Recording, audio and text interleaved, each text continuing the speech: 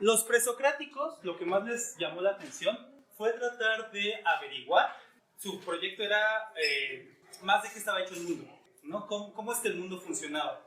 Algo como súper wow, ¿no? Tratar de entender el mundo más allá de entender al mundo a través de los dioses, sino a través de la naturaleza. Ese fue el trabajo presocrático, tratar de definir eso, y vamos a llegar a la propuesta de Demócrito, que va a ser, se nos adelanta casi 3.000, no, un poquito más de 2.000 años a la química, ¿no? Que es lo que ahorita estaremos hablando. Justamente en Atenas van a surgir tres grandes filósofos que vamos a llamar los filósofos socráticos.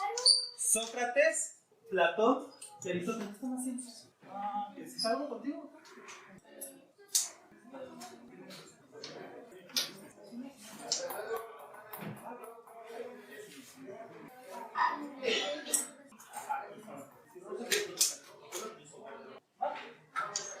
Entonces, estos tres filósofos van a definir gran parte de cómo se va a desarrollar la filosofía.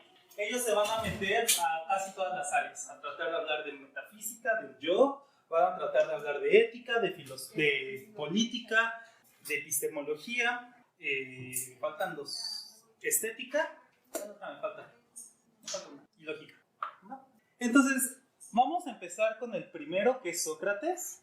De Sócrates, todo lo que conocemos lo sabemos por Platón. Sócrates no se dedicó a escribir mucho. Entonces, todo lo que sabemos de Sócrates es por su discípulo Platón, lo cual, pues incluso habrá gente que si Sócrates existió como tal o solo era un personaje más de sus diálogos. ¿No? Porque, pues Platón en sus diálogos incluso iba a aparecer la Atlántida, por ejemplo. Es como de, o sea, mejor no todo lo que escribió Platón.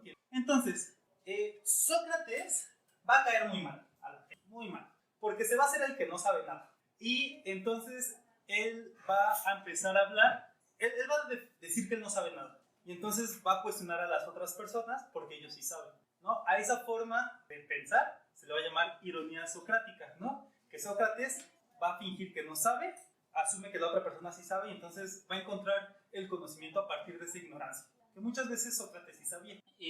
Él piensa que justamente las verdades, todos podemos llegar a verdades, a las verdades más profundas, pero que para llegar a estas verdades tenemos que encontrar cómo darlas a luz, por decirlo de alguna forma. Él justamente es hijo de una partera. Entonces, él cree que el dar a luz una idea es como dar a luz a un bebé. La partera no es quien da luz es a quien se le está ayudando. Entonces, Sócrates va a decir que él no sabe nada, sino que tiene que ayudar a las demás personas a encontrar el conocimiento. Él estaría muy en contra de lo que estoy haciendo ahorita, que es enseñarles. No. Sócrates dice, todos pueden llegar a la verdad solos, solo hay que irlos guiando. Esa forma se va a llamar mayéutica. Ustedes han estado muy cerca de la mayéutica, seguramente si han tenido niños chiquitos, que el por qué, y llegan a un punto donde ya no saben qué contestar. Eso era lo que hacía Sócrates. Pero bueno, los niños te lo hacen en privado, en cerca, ¿no? Sócrates lo hacía en la plaza pública con los grandes pensadores del momento. Entonces exhibía a la gente de que pues no sabía cosas. Va a caer súper mal por eso, ¿va? Él justamente va a decir que solo sé que no sé nada. Él justamente, su idea es, desconozco más de lo que sé. Entonces si yo comparo lo que sé con todo lo que yo no sé, es mucho más. Yo solo sé que no sé nada. Él justamente va a hablar de la ética, ¿no? Entonces, eso es un poquito de epistemología, cómo se debe dar el conocimiento, y se va a meter a la ética. Él propone algo que se llama intelectualismo moral. ¿Cuál es la frase? Quien sepa lo que es bueno también hará el bien. Él piensa que no es necesario dar una serie de reglas a las personas para que se comporten de una forma, sino que más bien tenemos que hacer que las personas se den cuenta de las cosas buenas, y solitas las personas van a querer hacerlas, porque hacer el bien te da felicidad, hacer el mal te da infelicidad, y las personas quieren su felicidad. Por lo tanto, si ellos conocen lo bueno, van a querer lo bueno. A eso se le llama intelectualismo moral, y justamente pues Sócrates va a pugnar por una educación a todas las personas. Hay que educar a las personas para que conozcan lo bueno. Sócrates va a juzgar mucho a los sofistas, porque ellos son maestros que cobran por enseñar. Pues Sócrates va a cuestionar a los sofistas porque ellos cobran, ¿no? Pues Sócrates tiene dinero para no cobrar.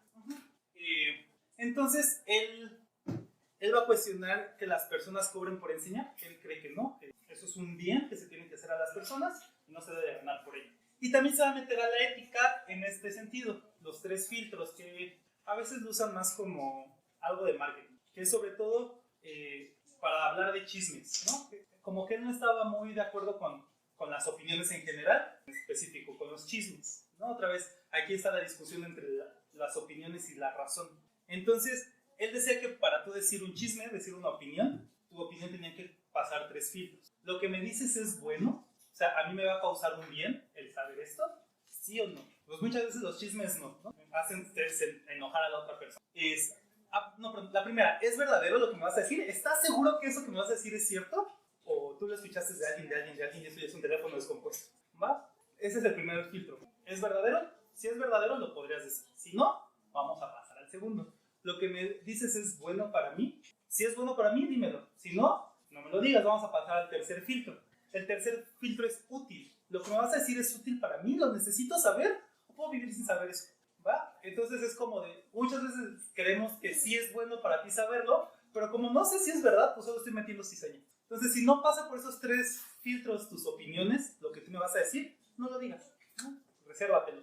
Aguanta el chisme, ¿no? Yo sé que el chisme corre, hay que hacerlo todo el chisme corre, pero pues... Entonces, les digo, Sócrates también va a empezar a caer mal a la gente, a los poderosos, y va a ser condenado en un juicio de 500 jueces, van a condenarlo, se va a quedar muy cerrada la votación, no sé exactamente cuánto va a ser la votación, pero supongamos que va a quedar algo así como 251 contra 248. Y entonces le van a dar 2 opciones. La primera es ser desterrado de Atenas, o la segunda es beber cicuta, un veneno.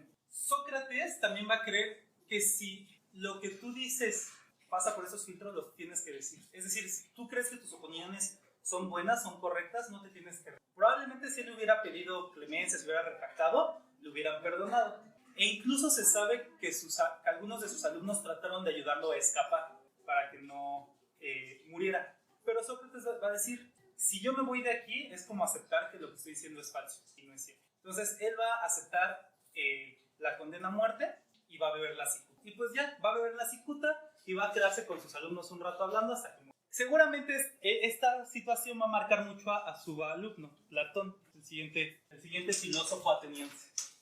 Platón, al igual que su maestro, pues va a creer que hay que dar clases, y entonces él va a fundar la academia. Él va a usar como método de aprendizaje el diálogo, es decir, ustedes tienen su verdad, yo tengo mi verdad, vamos a hablarla y encontrar una verdad más cercana, ¿no? O sea, como que asume que todos, ninguno tiene la verdad, pero todos tenemos un pedacito de verdad. Entonces, al compartir nuestras opiniones, nuestros puntos de vista, podemos llegar a una verdad.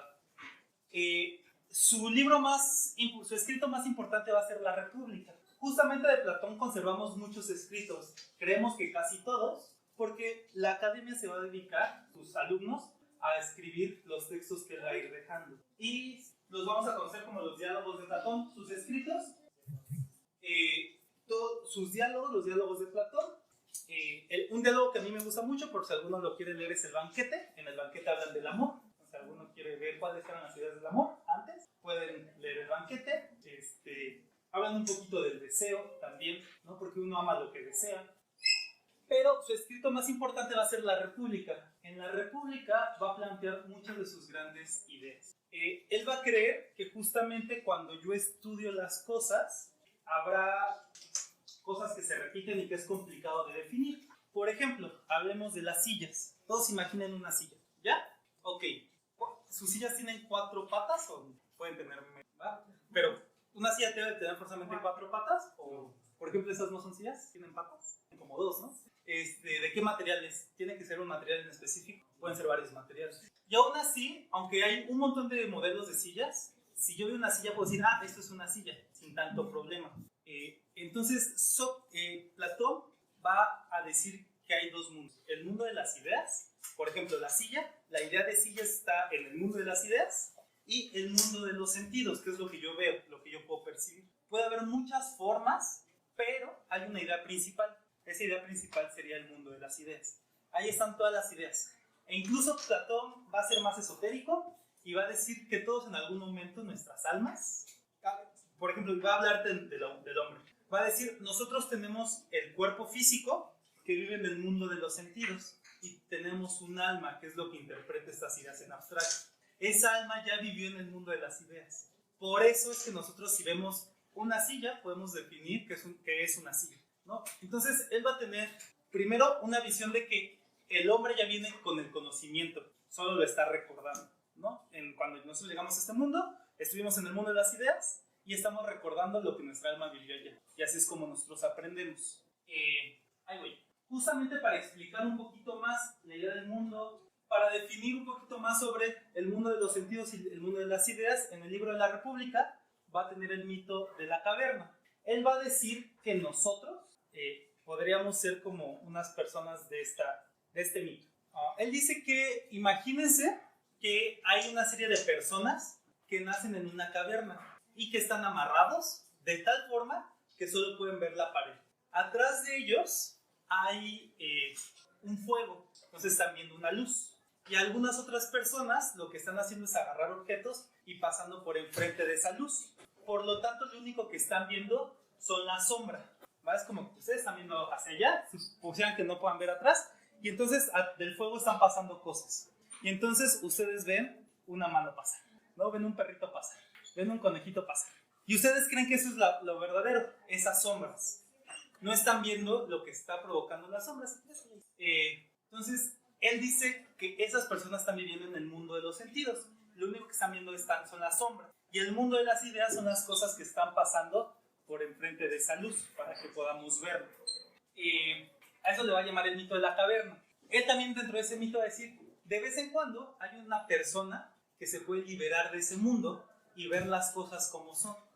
Y que cuando trata de regresar a la caverna y explicarle a los presos, ¿no? A los que están viendo las sombras, cómo es el mundo en verdad, estas personas no siempre lo van a aceptar y muy probablemente va a matar a esta persona que les está enseñando la verdad. Evidentemente, esto último es una alegoría a la muerte de Sócrates. Otras cosas que Platón va a desencadenar la muerte de Sócrates es su visión de cómo hay que gobernarnos, el Estado. Platón va a decir que el Estado debe ser como el cuerpo, y el cuerpo lo va a separar en tres partes principales: la cabeza, el pecho y el vientre o el estómago. Nosotros actualmente pensamos que muchas partes de nuestras emociones y sentimientos todos están como en el corazón, como que esa visión la tenemos muy presente. Platón, en los griegos, no todas las emociones vienen del pecho, no del corazón, algunas también vienen del estómago. No sé, cuando ustedes tienen muchos nervios, ¿cómo el estómago resiente todo? Pues justamente, no siempre las emociones han estado en el pecho, a veces han estado en el estómago. Y entonces, estas tres partes del cuerpo tienen una parte relacionada con el alma. La cabeza al alma le va a dar la razón, el pecho al alma le va a dar la voluntad y el vientre al alma le va a dar el deseo. Cuando tengo hambre deseo algo, y a estas tres partes va a decir que va a tener una virtud principal. La razón, su virtud principal sería la sabiduría, la voluntad es el valor y el deseo la moderación. Es decir, limitar mis deseos. No todo lo que deseo es bueno. Tengo que saber hasta dónde van mis deseos. Y entonces él va a pensar que todas las virtudes son como combinación de estas. Y justamente va a decir, el Estado debe tener esas mismas tres partes. La cabeza, los gobernantes, el pecho, los soldados, y el vientre, los productores. Si se acuerdan en historia, cuando hablamos de la cultura india, hablamos de la religión de Brahma, y que tenían una estatua que igual dividía en tres partes el cuerpo, ¿no? Cabeza, brazos y piernas, algo parecido. Y justamente estas tres partes sería el estado ideal de Platón, que deben de tener estas tres partes, y entonces la sociedad debe estar dividida en tres clases sociales, por decirlo de alguna forma: la clase gobernante, la clase de los soldados y la clase productor. Él va a decir que no forzosamente quien nace en una clase tiene que vivir en esa clase, sino que si demuestra que esa persona tiene cualidades para otra, pues tendrá que haber una movilidad. E incluso va a decir que las mujeres también tienen la capacidad de gobernar, que para la época era decir un montón, ¿no? Pensar que las mujeres podían pensar y y educarse va a ser un montón. Justamente, él también va a abogar porque tiene que haber una educación pública, gratuita, por parte del Estado. Porque una persona, aunque tenga cualidades en cualquiera de estas tres, no las va a poder desarrollar por sí sola, sino que hay que enseñarlas, ¿va? Y por lo tanto va a decir que hay distintas formas de gobierno. Platón va a decir que la mejor forma de gobierno es la aristocracia, que es el gobierno de los mejores. ¿Quiénes van a ser los mejores para Platón?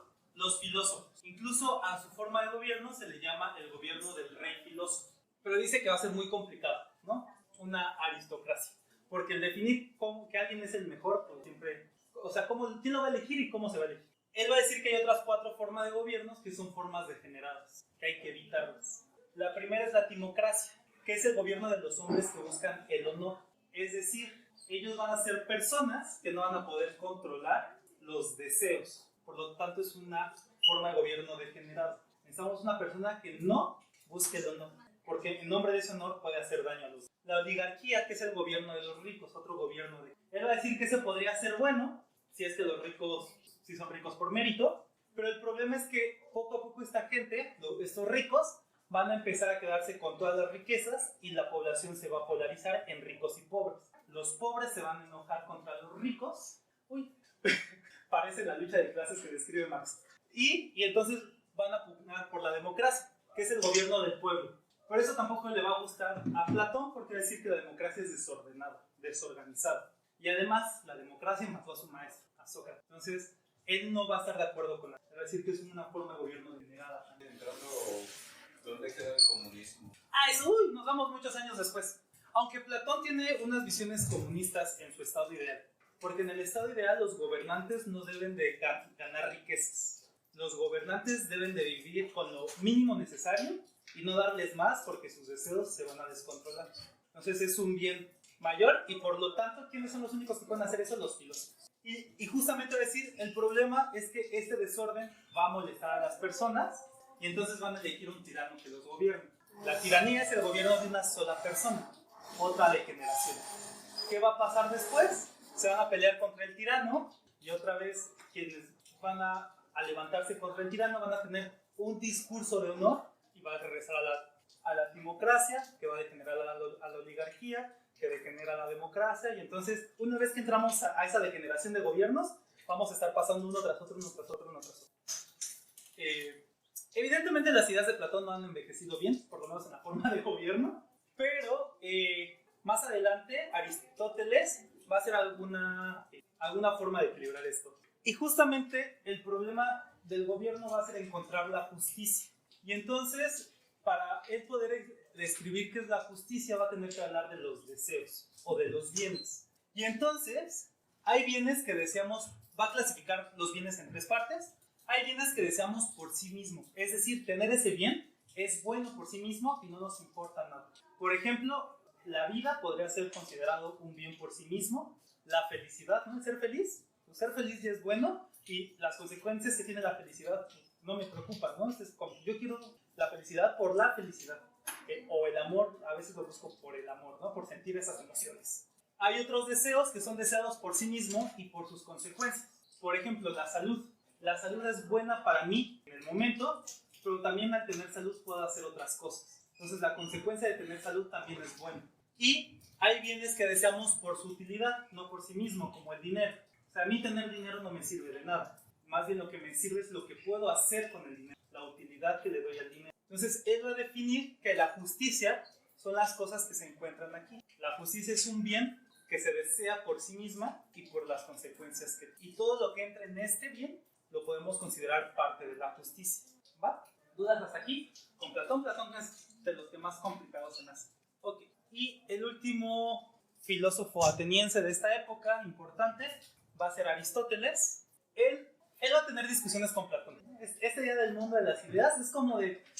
No la va a pensar así. No va a creer que lo que vivimos depende del mundo de las ideas. Sino que más bien él va a definir que en el mundo existen 2 cosas, en vez de idea y materia, y sentido, va a haber materia y forma. Es decir, la materia existe, es lo que puedo percibir, Y más que tratar de llegar a las ideas, a esta verdad absoluta, más bien tengo que estudiar la materia y en la forma en la que está para tratar de llegar a esta idea absoluta. Aquí vamos a definir una gran diferencia. Platón entraría en una visión que se llamaría idealista, es decir, lo importante es la idea.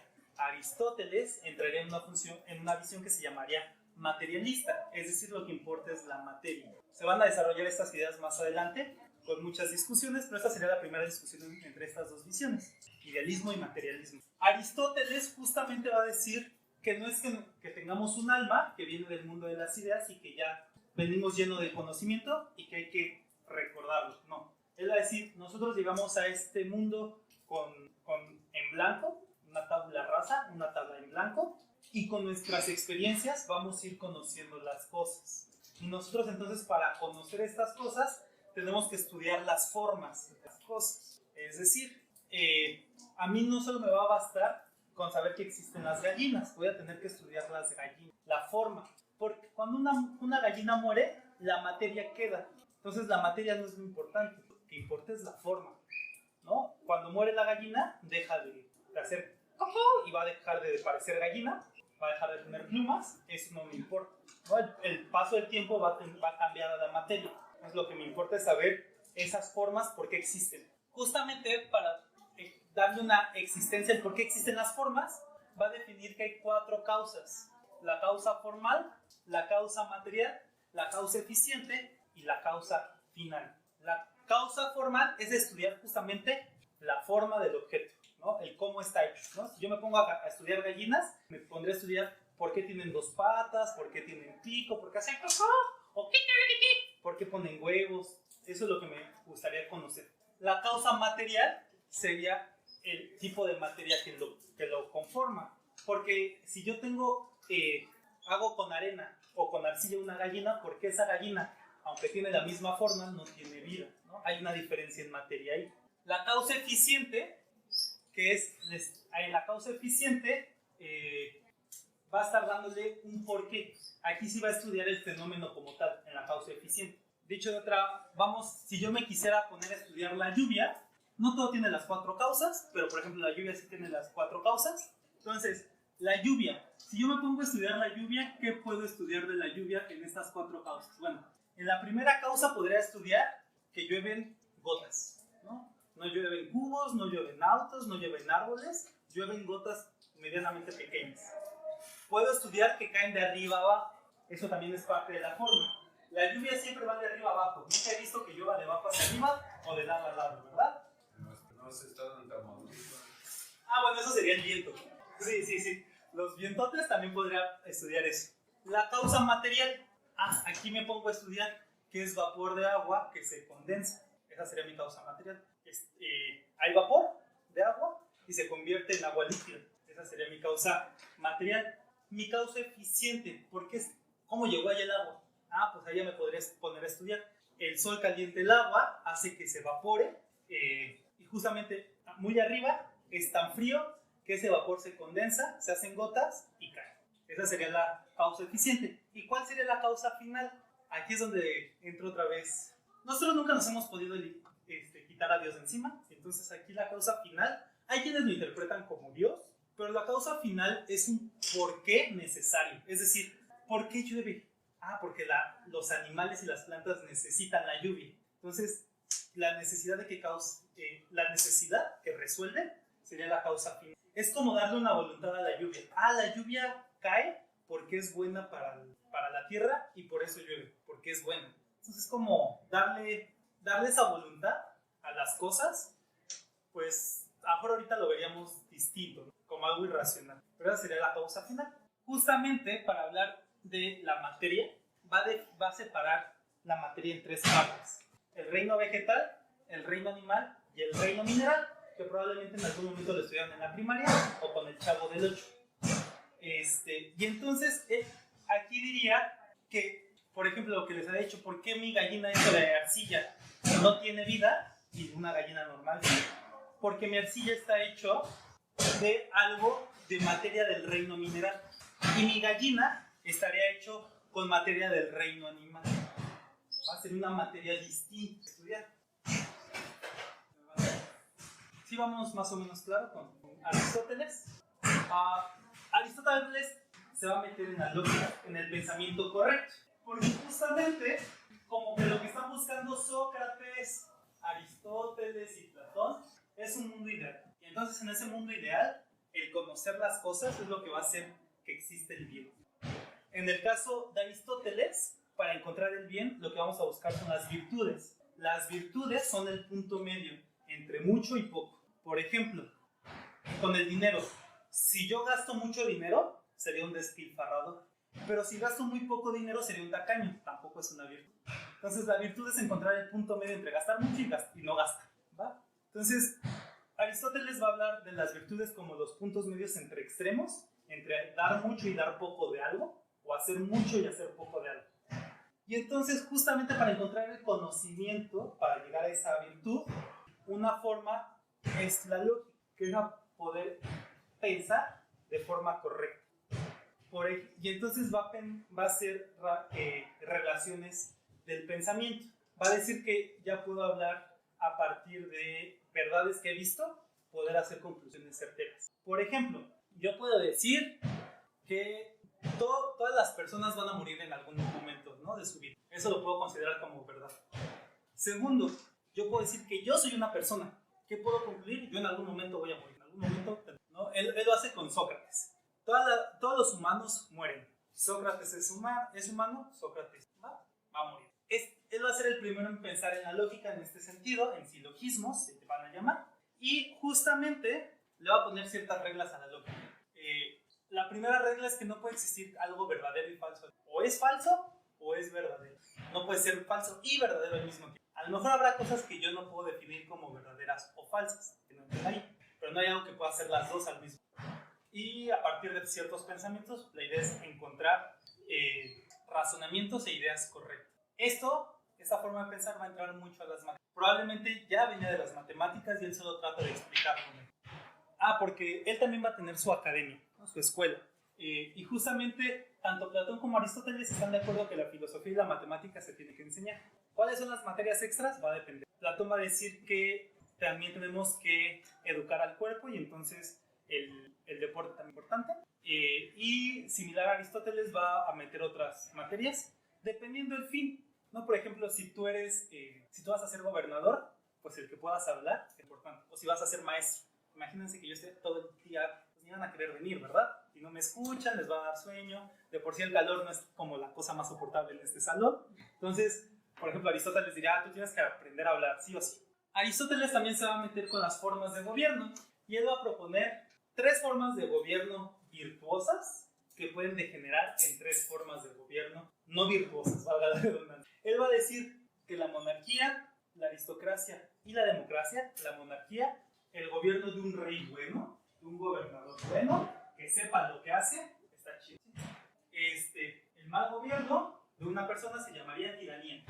La aristocracia, el gobierno de pocos, pero los mejores, se pueden degenerar en la oligarquía, que es más bien el gobierno de los poderosos.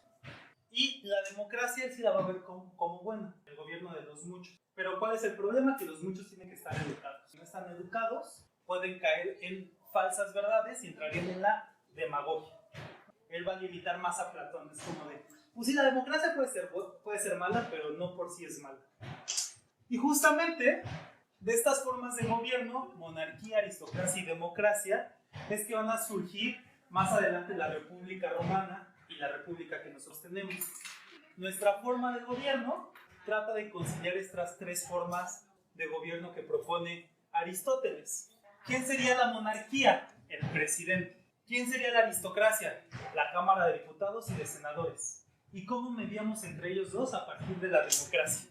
Entonces, los romanos van a tratar de conciliar estas. Dice, pues si esas 3 son buenas, pues hay que juntarlas para tener la mejor forma de gobierno, ¿no? Y entonces por eso monarquía, aristocracia y democracia. Ya después vamos a hablar en historia todo lo que pasa con la democracia más adelante. Así a pequeñas gotas, no vamos a ver. Yo de democracia les podría dar un curso completo, pero pues no, tampoco es el tema. ¿Duda con esto? Entonces ellos van a ser los 3 grandes filósofos de Atenas. Y pues bueno, después de esto lo que va a pasar es que tienen las conquistas de Atenas. De hecho, Aristóteles va a estar en la lucha contra los persas y Esparta. Esparta y Atenas se unen para tratar de luchar contra los persas, pero pues no van a lograrlo, ¿no? O los macedonios, dos formas distintas de llamar a los mismos. Entonces, después, ya vimos en historia, Roma va a terminar conquistando Grecia, y entonces Roma va a heredar parte de la filosofía griega. A eso le vamos a llamar filosofía helénica. La filosofía helénica. Y los grandes, justamente las personas que van a terminar decidiendo sobre cómo desarrollar su filosofía, van a tener como base a Sócrates, Platón y Aristóteles. Aprovechando, una forma de memorizar el orden es en orden alfabético al revés. Son Sócrates, Platón y Aristóteles. En el orden, la última letra de esas tres es Sócrates, es S, después es la P y la A. Están en alfabeto, pero al revés. Porque a mí me costó un montón memorizarme el orden. Tiene el primero, tiene el segundo, tiene el tercero. Esa fue como mi tip. Porque más o menos sé lo que piensa cada uno, porque me suena como muy lógico que uno le respondía al otro, ¿no? Y entonces vamos. Entonces ahora lo único que me faltaba era saber el nombre de cada uno y me lo memoricé así. Sócrates, Platón y Aristóteles. En ese orden. Ok, ya, ahora sí. Y entonces va a haber un resurgimiento de la filosofía con Roma, la filosofía helénica, que también se le llama filosofía neoplatónica. Van a agarrar muchas cosas de Platón. Va a haber tres escuelas principales: la escuela de los cínicos, la escuela de los estoicos y la escuela de los epicúreos. Bien, a mí me caen muy bien los tres, unos más que otros, pero están bien. ¿Qué van a buscar la filosofía helénica? Cómo vivir, pero más que solo cómo vivir, cómo ser felices. La filosofía helénica va a tratar de buscar la felicidad de alguna forma. Y cada quien va a definir qué es la felicidad. Vamos a hablar primero de los cínicos. Los cínicos, el fundador de los cínicos se llama Diógenes. También se le va a llamar el perro a Diógenes. Y a los cínicos se les va a llamar la filosofía del tonel. ¿Por qué? Porque Diógenes va a apostar porque no es necesario preocuparnos por la vida. No sé si ustedes vieron el libro de la selva en algún momento. ¿Han escuchado de lo más... escuchen la canción de Lo Más Vital, que es lo que canta Balú. Balú sería un cínico en ese sentido, ¿no? No hay que preocuparnos por la vida. La naturaleza te va a dar la vida. Ocupas, ¿no? O sea, uno tiene que vivir con la naturaleza y como la naturaleza vive. Diógenes, además, va a estar en contra de las convenciones sociales, porque justamente él va a decir que estas convenciones sociales, estas leyes, son gente pomposa queriendo ser pomposa. Entonces, pues, ¿para qué? ¿Para qué me preocupo por esas convenciones sociales? Eso solo me quita felicidad porque me da una preocupación. Entonces, él va a poner en cuestionamiento muchas cuestiones sociales. Él, por ejemplo, les decía, se llama filosofía del tonel porque Diógenes vivía en un barril.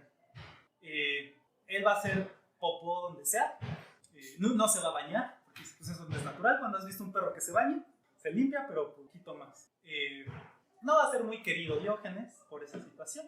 Y se dice que Alejandro Magno un día va con Diógenes y le dicen, me han dicho que tú eres una persona muy sabia, tal vez la más sabia que existe en el planeta, y yo quiero darte un favor, pídeme lo que quieras y yo te lo daré. Y él dice, ¿te puedes hacer un lado? Me estás tapando el sol, ¿no? Es como de, ahí está representando, no necesito más que lo que la naturaleza me da, solo quítate porque me estás quitando eso que la naturaleza me está dando.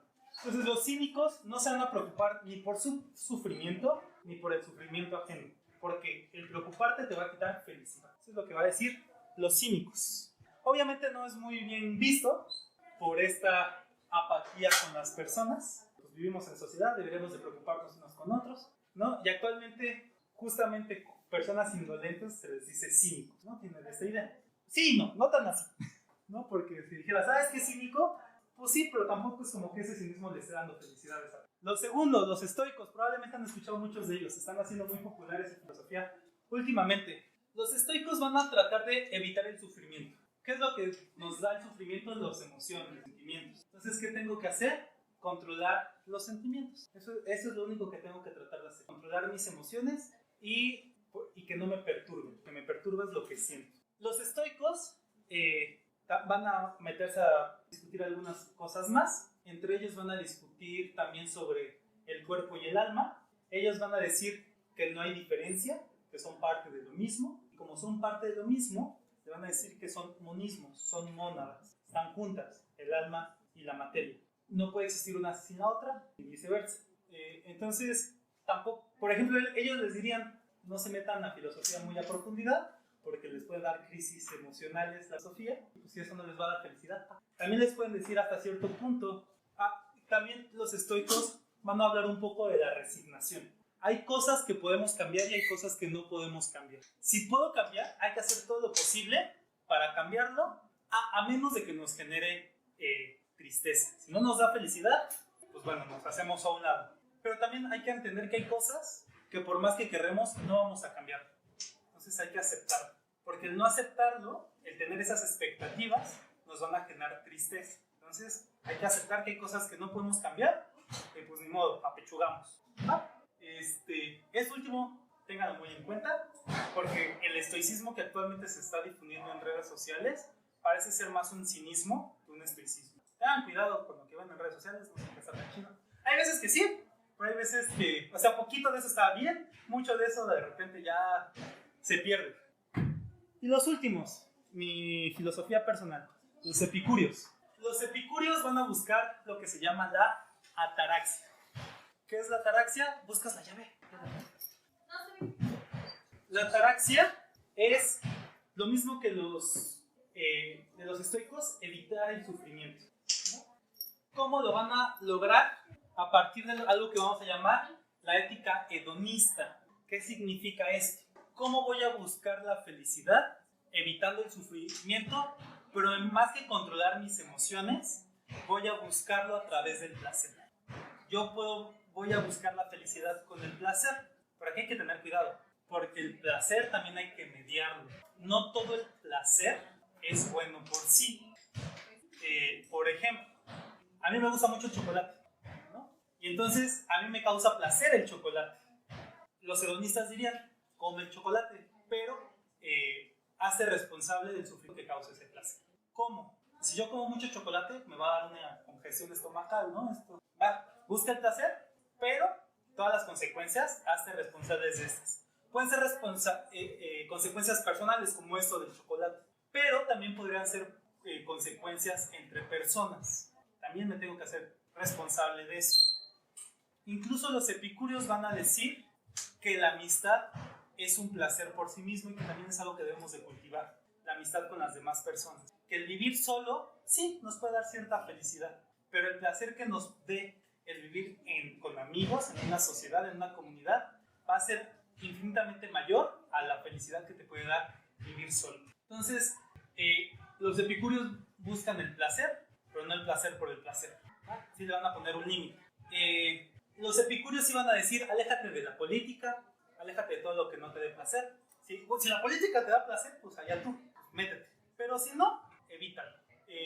Los epicúreos, por ejemplo, a diferencia de los estoicos o de los cínicos, van a ser muy libres también sexualmente. Van a creer que si a ti te da placer el sexo, pues ten sexo, no hay ningún problema. Pero responsabilízate de las consecuencias, ¿no? Y mide, realmente las consecuencias de tener relaciones sexuales van a aumentar, van a ser mayores que la tranquilidad que te dé el no tenerlas. Si sí, pues tenlas. Si no, no las tengas, limítalas, ¿va? A diferencia de los estoicos y los cínicos, que están como muy en contra de las relaciones sexuales. Por eso me gustan los epicúreos. Yo soy bien felices. ¿Va? ¿Alguna duda? ¿No? Ok. Entonces, esas son las tres filosofías de la felicidad de los romanos. Vamos a parar hasta aquí, ¿va? Nos falta ver 3 momentos más. La Edad Media, con Santo Tomás de Aquino y San Agustín. La modernidad, que también vamos a ver parte de la modernidad en historia. Y la contemporaneidad, que son las críticas a la moda, ¿va? Entonces son 3 clases más de filosofía. De la clase la semana pasada, les comentaba hace rato que ya las tengo editadas, ya las tengo incluso al ratito por WhatsApp, de donde voy a estar subiendo los videos, pueden estar viendo, recuperar las clases. Entonces, vamos a hacer pausa hasta aquí. Dale. Sí.